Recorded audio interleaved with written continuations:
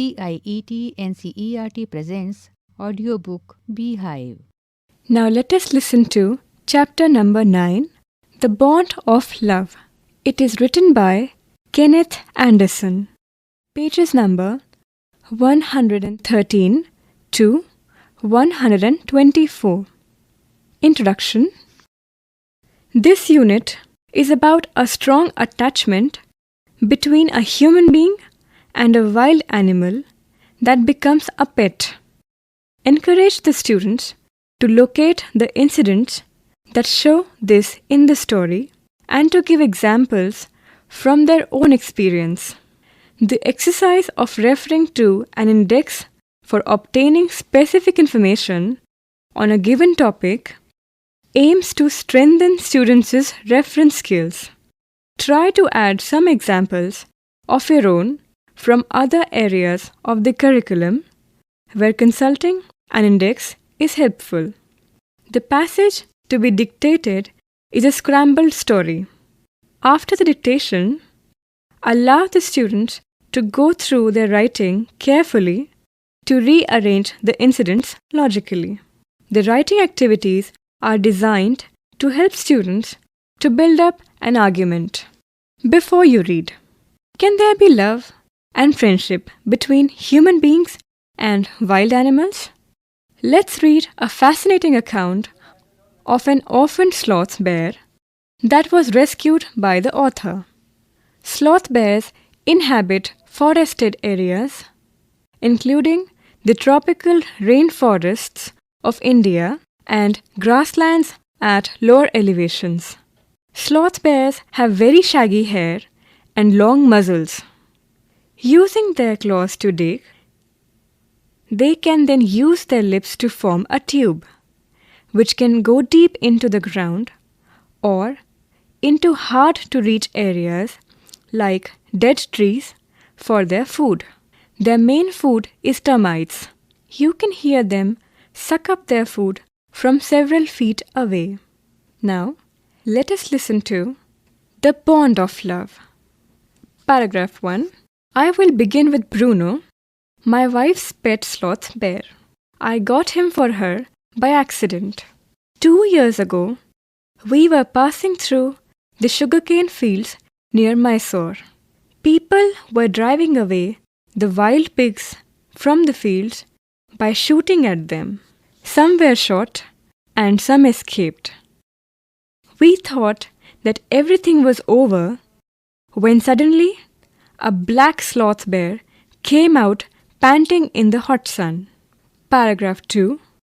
Now, I will not shoot a sloth bear wantonly, but unfortunately for the poor beast, one of my companions did not feel that way about it and promptly shot the bear on the spot.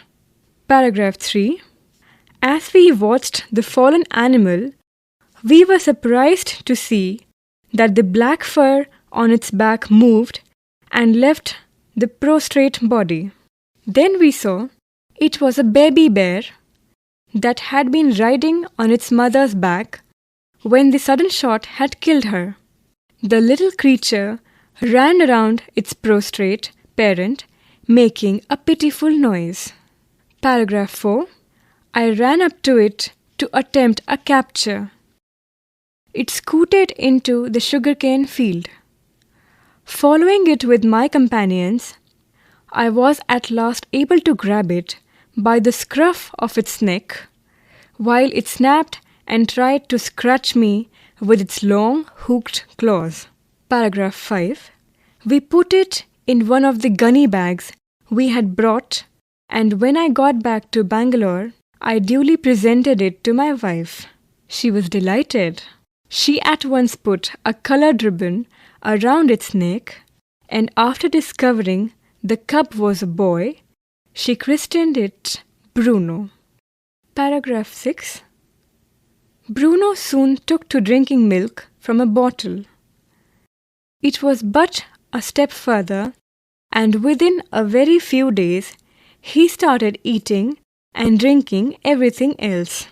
And everything is the right word, for he ate porridge made from any ingredients, vegetables, fruits, nuts, meat, especially pork, curry and rice, regardless of condiments and chilies, bread, eggs, chocolates, sweets, pudding, ice cream, etc., etc., etc.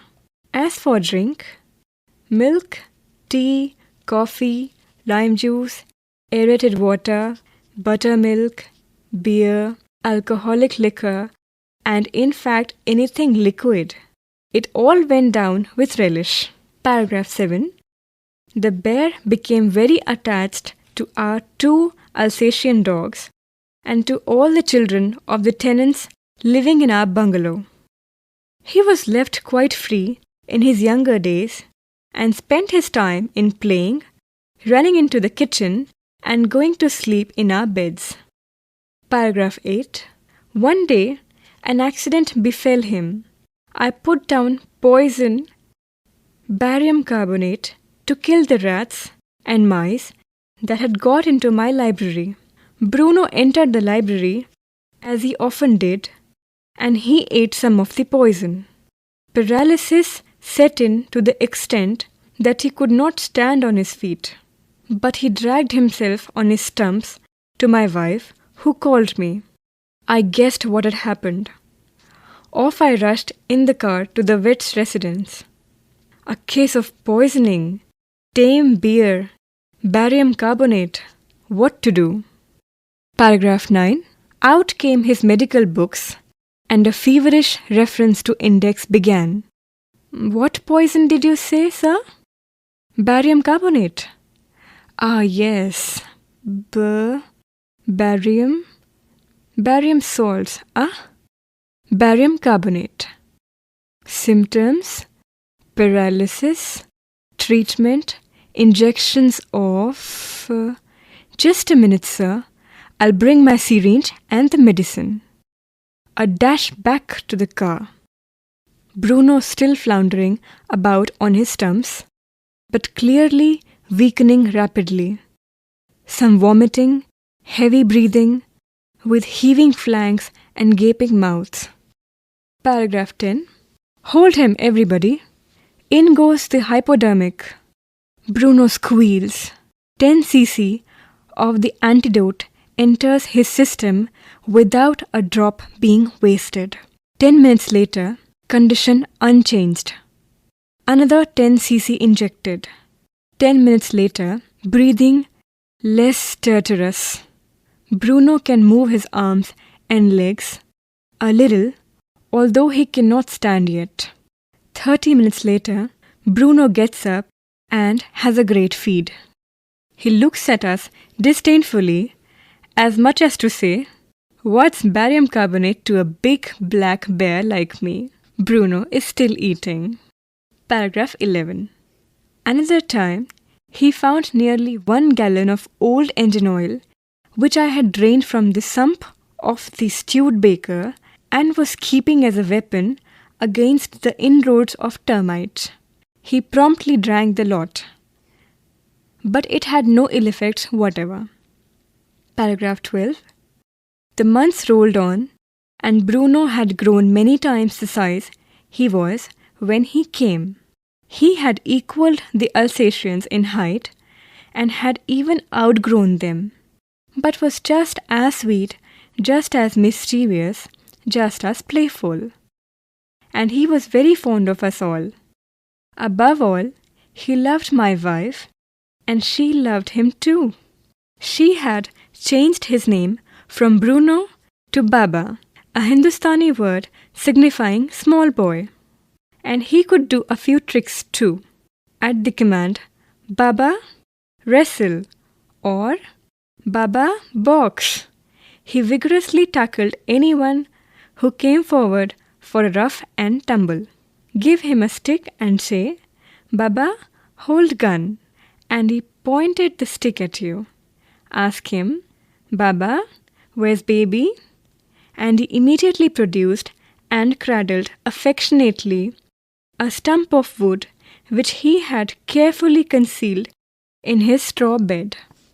But because of the tenants' children, Poor Bruno, or Baba, had to be kept chained most of the time. Paragraph 13.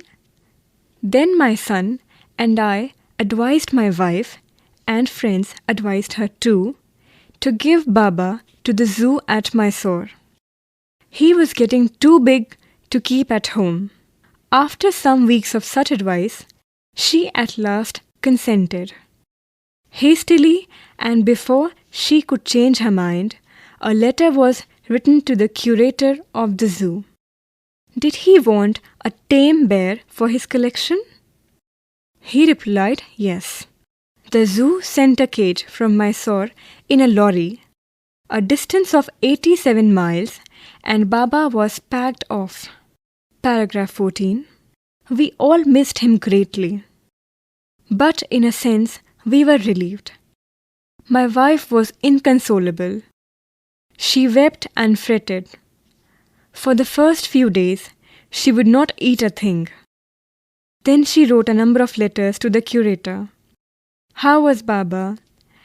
Back came the replies. Well, but fretting. He refuses food too. Paragraph 15. After that, friends visiting Mysore were begged to make a point of going to the zoo and seeing how Baba was getting along. They reported that he was well but looked very thin and sad.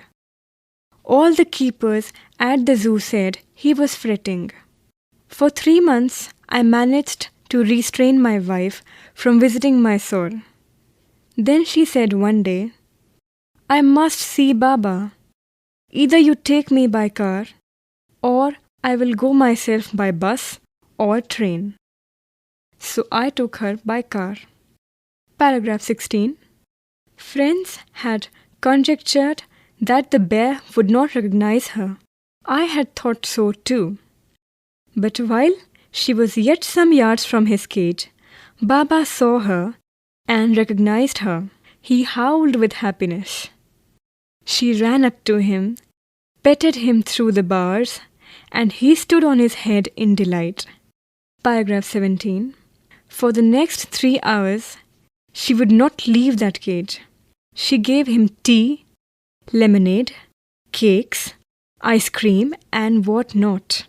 Then closing time came, and we had to leave. My wife cried bitterly. Baba cried bitterly. Even the hardened curator and the keepers felt depressed. As for me, I had reconciled myself to what I knew was going to happen next. Paragraph 18. Oh, please, sir, she asked the curator, may I have my Baba back? Hesitantly he answered, Madam, he belongs to the zoo and is government property now. I cannot give away government property. But if my boss, the superintendent at Bangalore, agrees, certainly you may have him back. Paragraph 19. There followed the return journey to Bangalore and a visit to the superintendent's bungalow. A tearful pleading, Baba and I are both fretting for each other. Will you please give him back to me?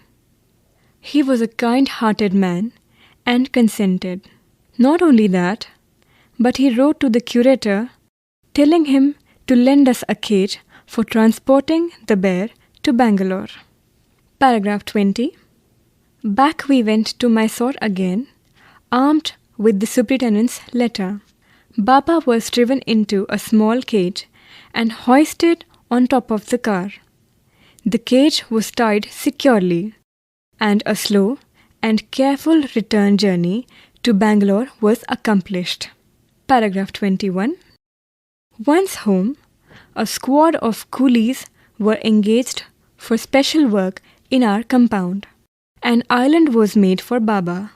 It was 20 feet long and 15 feet wide and was surrounded by a dry pit or moat 6 feet wide and 7 feet deep. A wooden box that once housed fowls was brought and put on the island for Baba to sleep in at night. Straw was placed inside to keep him warm, and his baby, the gnarled stump along with his gun, the piece of bamboo, both of which had been sentimentally preserved since he had been sent away to the zoo, were put back for him to play with. Paragraph 22. In a few days, the coolies hoisted the cage onto the island and Baba was released. He was delighted. Standing on his hind legs, he pointed his gun and cradled his baby. My wife spent hours sitting on a chair there while he sat on her lap. He was 15 months old and pretty heavy too. Paragraph 23. The way my wife reaches the island and leaves, it is interesting. I have tied a rope to the overhanging branch of a mango tree with a loop at its end.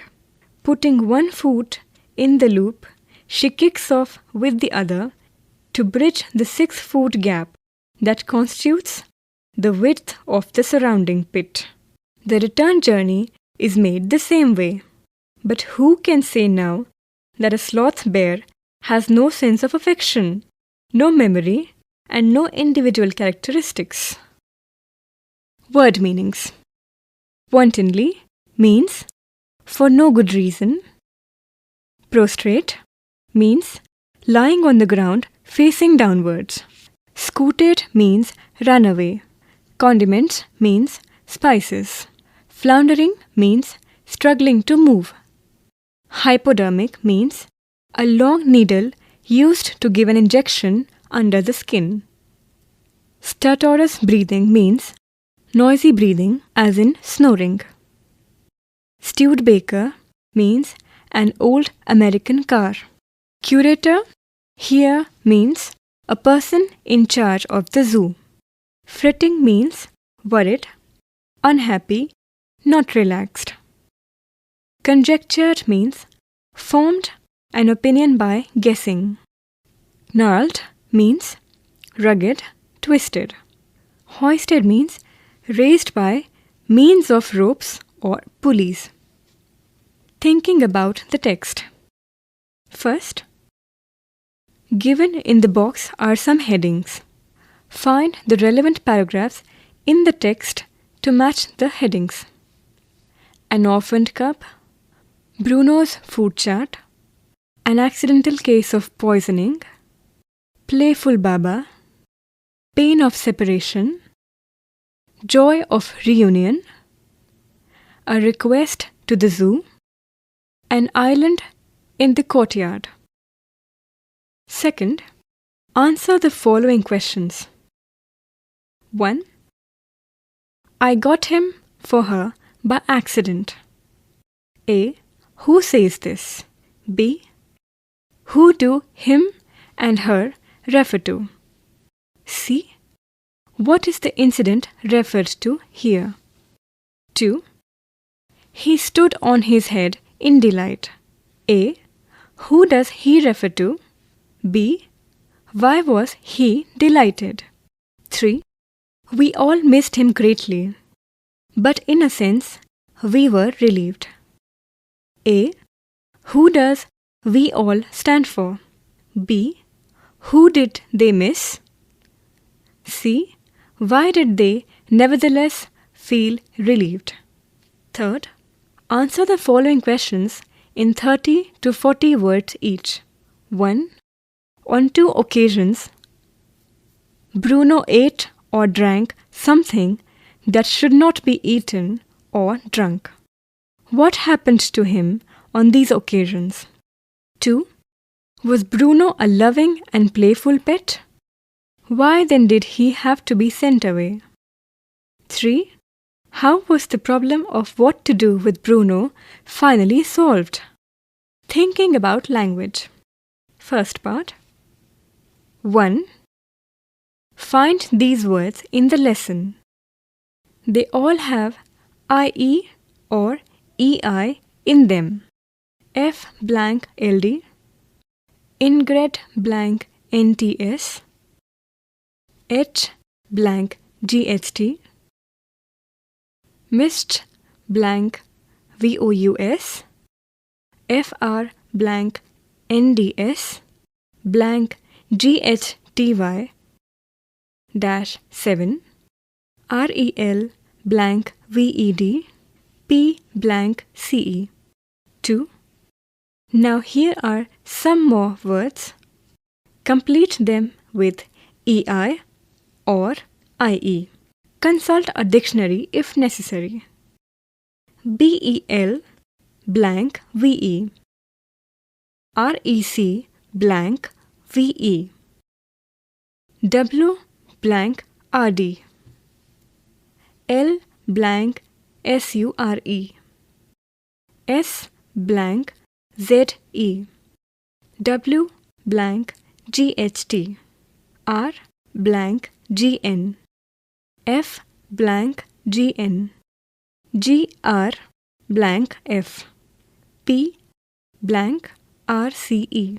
There is a popular rule of spelling I before E except after C. Check if this rule is true by looking at the words above. Second part.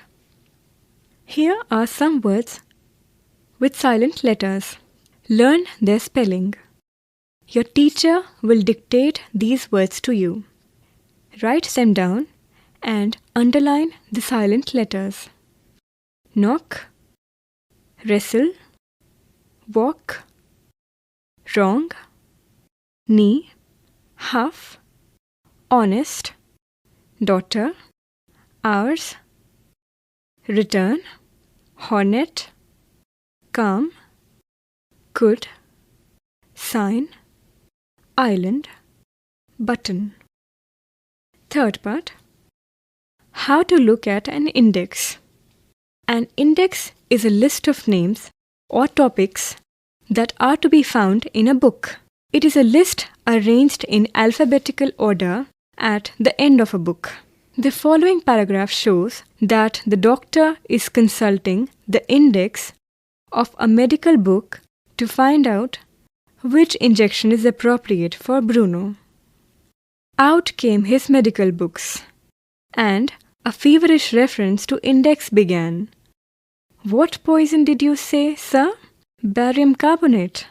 Ah, yes. BA, barium salts. Ah, barium carbonate. Symptoms: paralysis, treatment, injections of. Just a minute, sir. I'll bring my syringe and the medicine. 1. You have read about the French Revolution and you want to know more about the Third Estate in the context of the French Revolution.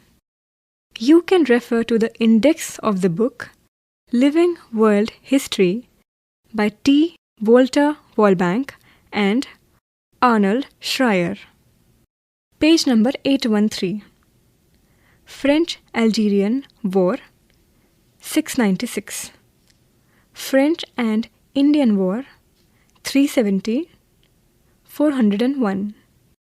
French Revolution 393 404 to 405 408 427 489.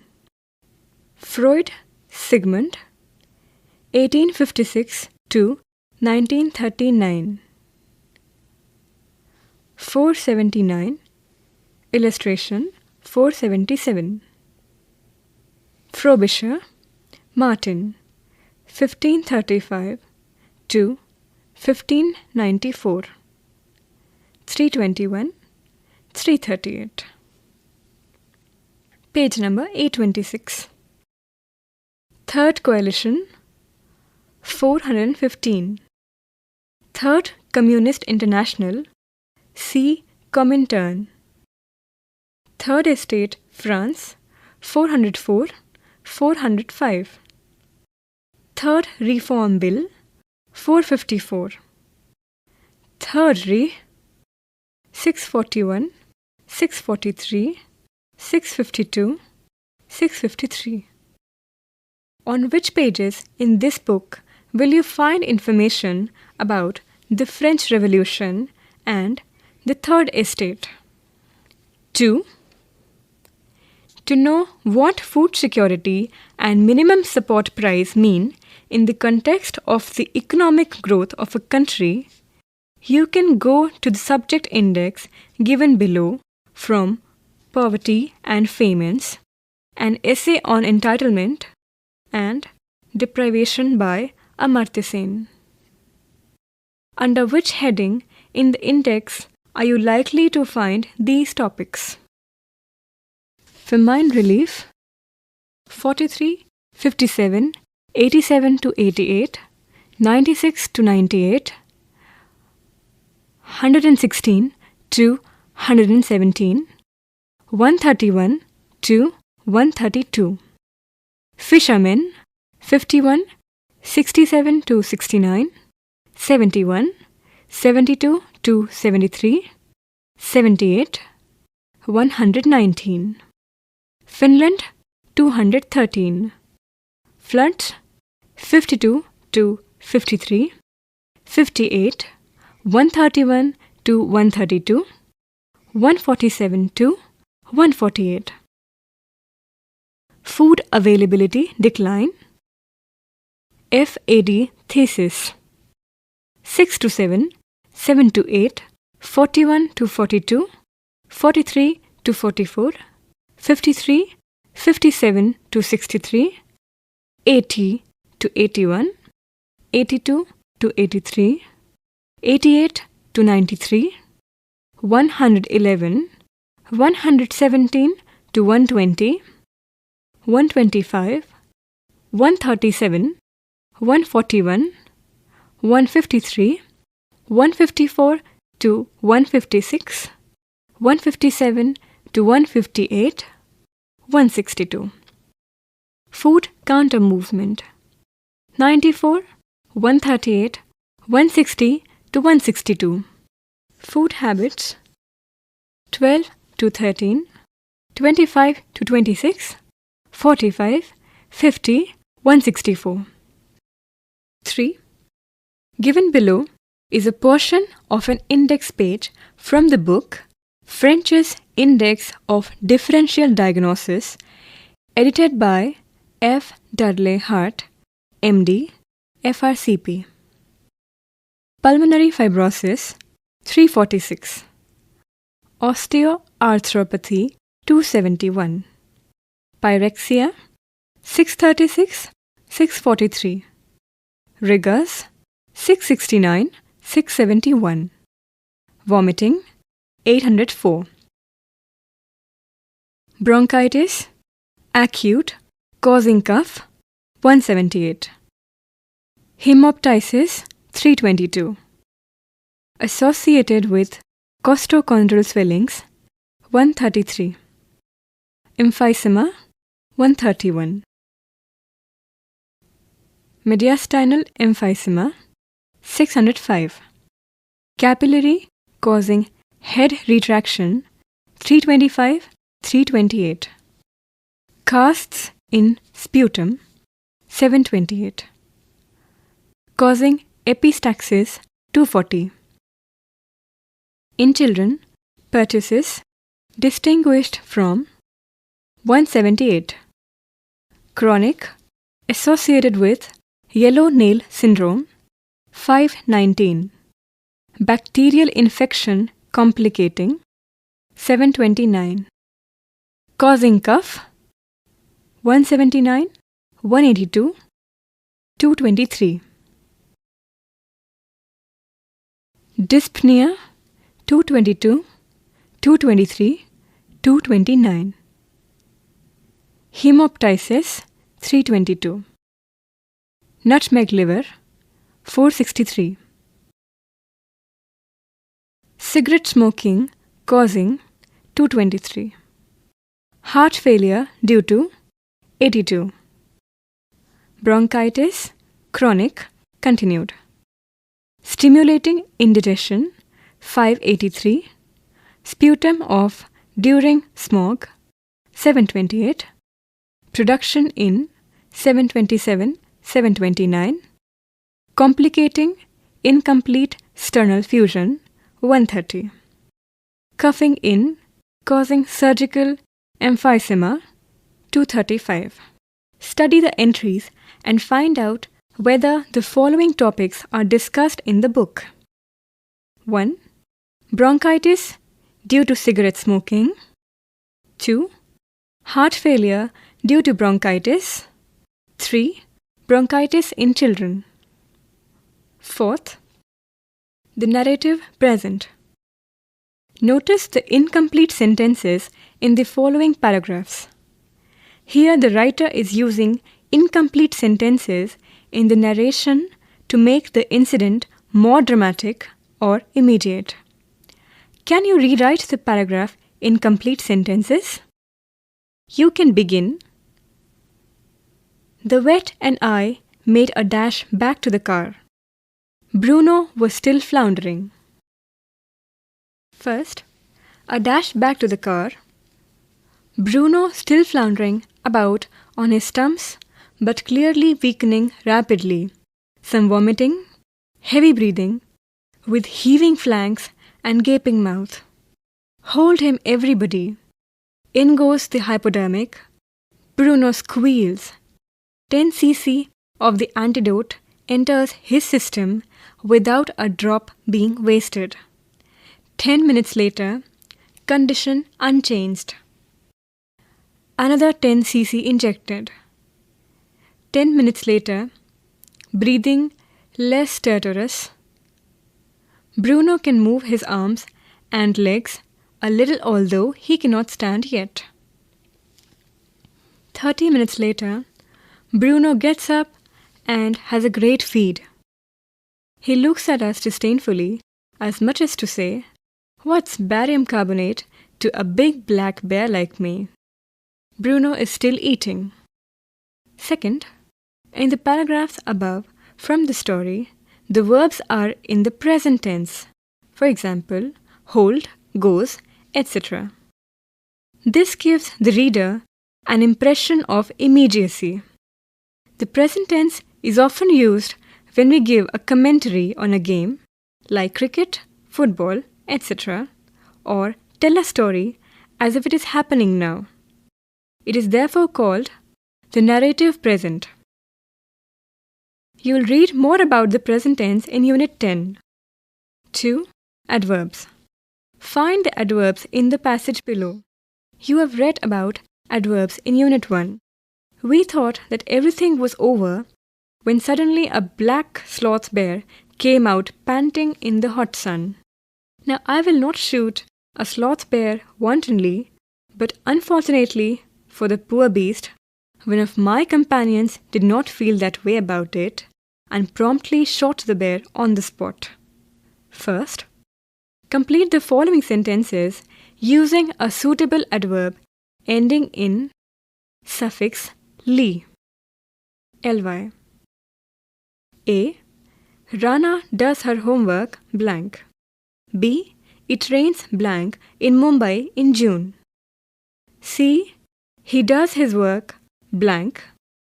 D. This dog serves his master ly. Second, choose the most suitable adverbs or adverbial phrases and complete the following sentences. A. We should blank get down from a moving train. Bracket. Never, sometimes, often. Bracket close. B. I was blank in need of support after my poor performance. Bracket. Badly, occasionally, sometimes. Bracket close. C. Rita met with an accident. The doctor examined her blank. Bracket. Suddenly, seriously, immediately. Bracket close. 3. Take down the following scrambled version of a story that your teacher will dictate to you with appropriate punctuation marks. Then read the scrambled story carefully and try to rewrite it, rearranging the incidents. A grasshopper, who was very hungry, saw her and said, "When did you get the corn?" I'm dying of hunger. She wanted to dry them. It was a cold winter's day, and an ant was bringing out some grains of corn from her home. She had gathered the corn in summer. I was singing all day, answered the grasshopper. If you sang all summer, said the ant, you can dance all winter. What were you doing? Asked the ant again. The grasshopper replied, I was too busy. I collected it in summer, said the ant. What were you doing in summer? Why did you not store some corn? Speaking, animals also feel the pleasure of love and the pain of separation. Make a presentation by giving examples from your own experience. Writing. Pets have unique care and handling requirements and should only be kept by those with the commitment to understand and meet their needs. Give your argument in support of or against the statement. Or, there is an ongoing debate on whether snake charmers should continue in their profession. You can get some idea about the debate from the newspaper clipping. Bracket start. The Hindu, 16th June 2004. Bracket close. Given below. Read it and discuss it in pairs or groups and write either for or against the profession of snake charmers. Report comes in support of snake charmers. By our staff reporter, New Delhi, June 15. Over 30 years after the introduction of the Wildlife Protection Act, WPA, that banned the catching of snakes in India, a small community of snake charmers continues to practice the trade, catching over 4 lakh snakes every year, which ultimately die in defiance of the law. A report based on new research by the Wildlife Trust of India, WTI, however, has strongly recommended that the traditional knowledge of the snake charmers and skills be now utilized for education and medicine by setting up Sapera centers. This is mainly because the community has virtually no access to land, education, or employment opportunities. They are dependent on snake charming to earn a livelihood. They trade around as vendors of traditional medicine, snake catchers, and musicians. Ignorance about the law is quite common. The report entitled Biodiversity, Livelihoods and the Law, the Case of the Joginath Snake Charmers of India, based on path-breaking research, was formally released by the Inspector General of Forests, V.K. Bahuguna, along with a presentation by members of the Sapera community in the capital on Monday. Despite 30 years of the law being in existence, over 70% of the Joginaths are still dependent on snake charming to earn a livelihood. Ignorance about the law was quite common. None of them own land, even though they would like to, said Bahar Dutt, who led this research. Notably, most of those practicing the trade in the current generation are all under 35 years of age. Trapping occurs throughout the year and during their travels, though this activity increases during the monsoons. According to the data, each family on an average collects at least 7 snakes. Most snakes were force-fed and snake husbandry methods and health were found to be poor. The Snake Charmers Community Council imposes a heavy fine on a person if the snake dies in his custody, as it is considered an extremely bad omen. As a result, the snakes are released when the charmers realize that their condition is deteriorating. Said Dutt. Their ambition to showcase the reptiles and earn money was not fulfilled, as they flouted 4 WPA provisions for illegally possessing the animals, not feeding them properly, causing injuries by extracting teeth unscientifically, and killing snakes for the valuable snake parts and bones. Their offense generally invites imprisonment for 3 to 7 years and a fine up to Rs 25,000 in each case.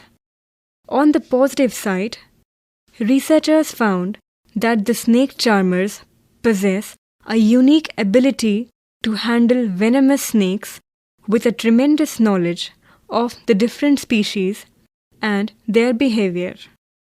They are also called by local farmers to retrieve snakes who would otherwise just kill them from agricultural fields or human inhabited areas, she said. You were just listening to this chapter from Beehive, presented by CIET NCERT, New Delhi, India.